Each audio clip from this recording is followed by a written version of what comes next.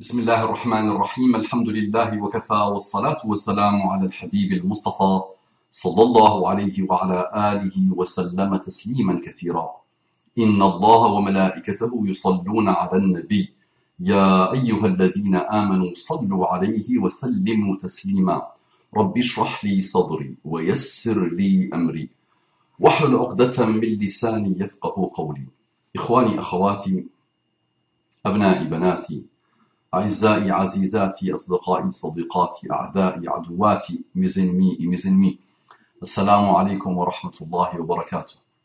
Que la paix d'Allah subhanahu wa ta'ala, sa miséricorde et ses bénédictions soient sur vous mes frères et sœurs partout dans le monde. Qu'Allah vous accorde le bonheur ultime. Mes frères et sœurs non musulmans, j'ai beaucoup d'affection pour vous. J'ai beaucoup de fraternité pour vous. J'ai beaucoup de gratitude envers vous. J'ai partagé avec vous plus de temps que j'ai partagé avec mon pays natal, qui m'a vu naître, le Sahara. Ça fait des années maintenant que je suis avec vous. Je suis venu très jeune ici, alhamdulillah. Et Allah subhanahu wa ta'ala a voulu que je m'installe et que je vive ici, que je fasse mes enfants ici. Et je suis triste. Wallahi, je suis triste. Profondément triste. Viscéralement triste. Je suis chagriné. Je suis malheureux.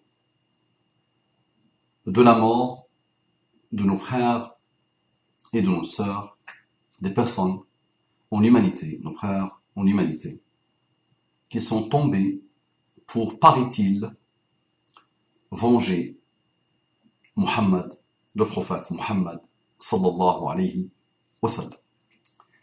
Donc mes frères et sœurs en humanité, vous avez toujours été tolérants depuis que je vous connais.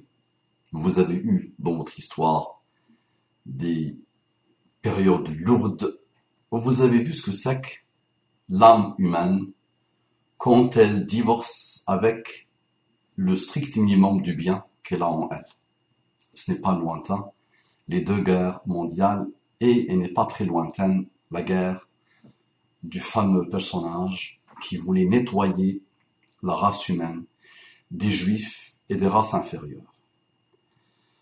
Donc le même type de pensée, le même type de divorce avec le strict minimum de l'âme humaine a mobilisé des fous furieux, des malades mentaux, des dépravés, des instables, des gens profondément et foncièrement méchants, injustes et mauvais, et instables et minables. Donc ce type de pensée, ce type de croyance, les a poussés à tuer des gens innocents. Le summum du summum, paraît-il, c'est pour venger le prophète Muhammad sallallahu alayhi wa ala alihi wa sallam tasliman kathira. Parlons de lui alors. À son époque, vous connaissez sûrement, vous les musulmans, l'histoire.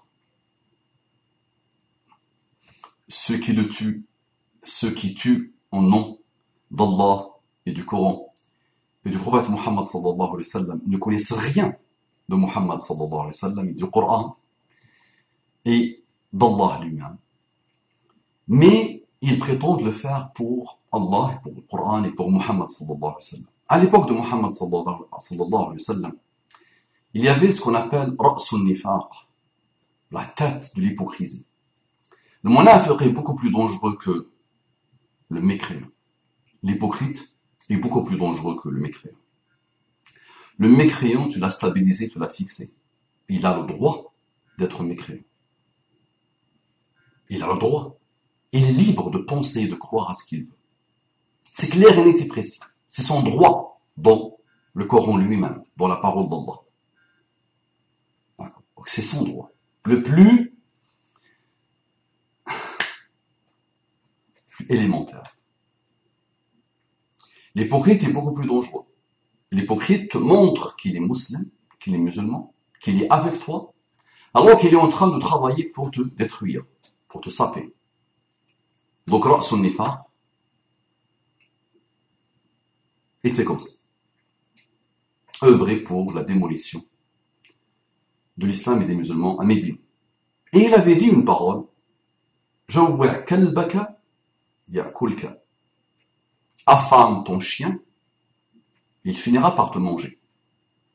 Cette parole a été dite sur Muhammad sallallahu alayhi wa sallam. Qu'est-ce que c'est qu'une caricature qui n'a rien à voir avec Muhammad sallallahu alayhi wa sallam. Donc celui même qui l'a fait te dit, pas écrit et oralement, qu'elle n'a rien à voir avec Muhammad sallallahu alayhi wa sallam. C'est ça qui est extraordinaire. Je ne suis pas d'accord avec ce type de zone de turbulence qu'on appelle la liberté d'expression. Je n'aime pas ça. J'exprime mon dégoût total par rapport à cette manière de faire. Mais elle existe comme toute chose. Et si on parle d'aberrations, les aberrations dans les pays dits musulmans, à commencer par l'Arabie Saoudite, ne sont pas du tout comparables avec ces petites choses que nos amis non musulmans appellent la liberté d'expression. Donc qu'est-ce que c'est que ce dessin qui a mobilisé des gens? Et parmi eux, il y a des gens qui ont le droit de manifester leur dégoût, leur mécontentement, leur blessure par rapport à ça, mais d'une manière paisible. Il y a mieux à faire, répondre par écrit, répondre par l'intelligence, répondre par le dessin, répondre par l'art, répondre par la littérature, répondre par tous les moyens possibles que Muhammad sallallahu alayhi wa sallam utilisait à son époque. Déjà. Et alors là, parmi les moyens que Muhammad sallallahu alayhi wa sallam a utilisés, c'est qu'on fasse de quelqu'un qui dit que Muhammad est un chien. Et vous savez ce que c'est que dire à un arabe ou à un musulman chien, l'insulter de cette manière. Dans un endroit où il est fort, où il est puissant en plus. À l'époque, Muhammad sallallahu alayhi wa sallam était dans sa puissance à Médine, entouré par des gens qui peuvent donner leur vie pour éviter à Muhammad sallallahu alayhi wa sallam une épine. Donc ce personnage qui avait dit que Jawwa' kalbaka ya'kulka et qui avait dit la yukhrijanna al-a'azzu minha al-adhall dans surat al-Munafiqun. Donc il avait dit que le plus honorable sortira le minable, le misérable, l'homme de déshonneur, l'homme bas, qu'il allait sortir de Médine. Donc ce monsieur qui avait dit que Muhammad sallallahu alayhi wa sallam était rien, était bas, était minable, et qu'il allait se déployer pour le sortir de Médine, de Médine al-Munawwar. Regarde la réponse de Muhammad sallallahu alayhi wa sallam. Et compare comment toi tu fais. En pensant que tu aimes Muhammad sallallahu alayhi wa sallam, alors que Muhammad sallallahu alayhi wa sallam viendra défendre Kabu et ceux que tu as tués aujourd'hui. C'est lui qui viendra les défendre contre toi. Il sera leur avocat. Il sera ton khasm à toi. Il sera ton adversaire à toi. Oh, celui qui a tué en pensant défendre Muhammad sallallahu alayhi wa sallam et en pensant venger Muhammad sallallahu alayhi wa sallam. Regarde comment il a répondu. Et essaye un jour ou l'autre, mon ami, toi qui te prépares pour aller tuer dans ton coin, lâchement, minablement, misérablement, par traîtrise, par radr, apprends et essaie de développer en toi et dans ton entourage ce type de valeur d'un très haut niveau. Le fils de ce personnage a dégainé son arme, a dégainé son glaive, son sabre, pour tuer son propre père. Il a demandé l'autorisation à Muhammad sallallahu alayhi wa sallam. Regarde ce qu'il dit de toi, ô prophète, donne-moi l'autorisation de le décapiter, de le tuer. Et Muhammad sallallahu alayhi wa sallam, qu'est-ce qu'il a dit? La yaqulu an-nas anna Muhammadan yaqtulu ashabahu. Mets ça comme slogan dans ta vie et essaie de le comprendre. Mais malheureusement, tu manques d'intelligence et de profondeur et de strict minimum des valeurs de l'islam pour le comprendre.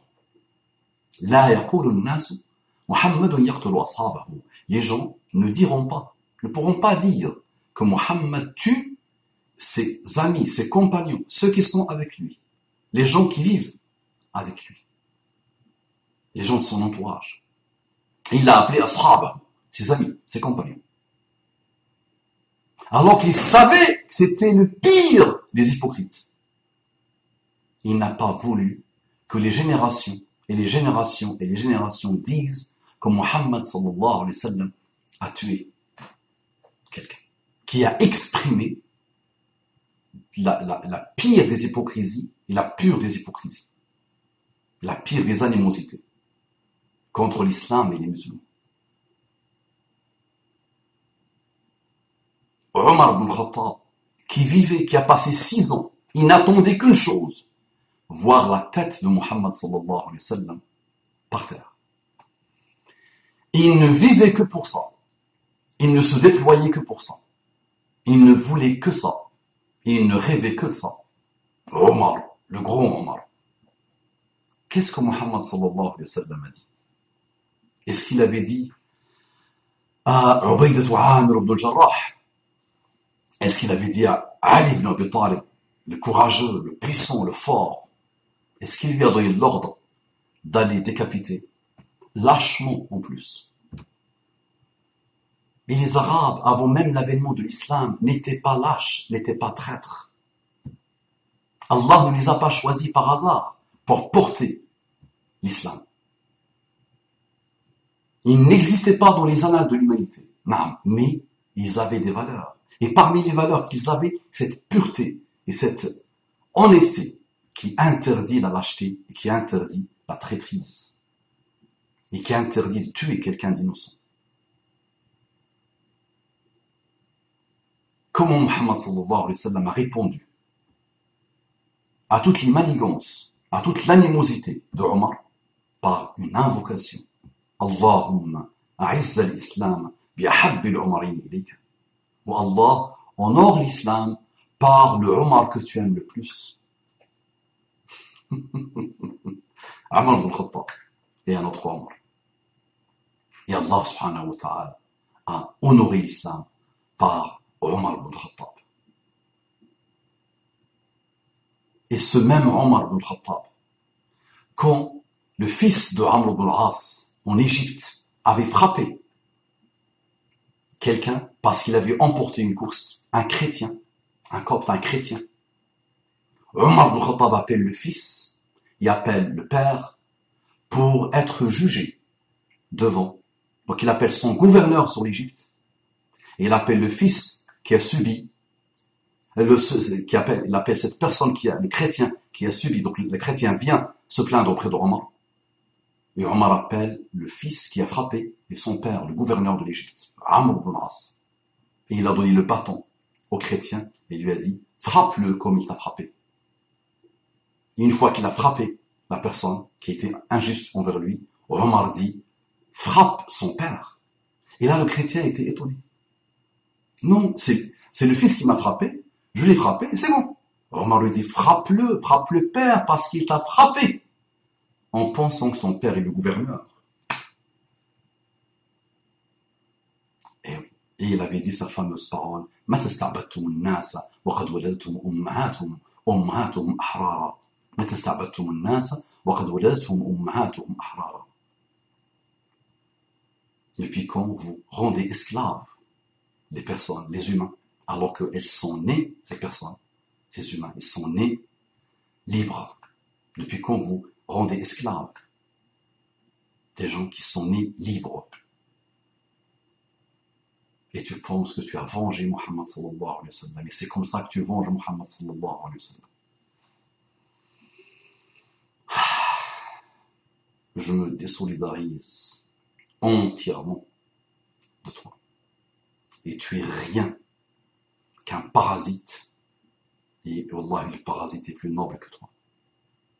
Ô toi qui tues des gens innocents lâchement, minablement, misérablement, par traîtrise, innocents. À défaut de les combattre intelligemment,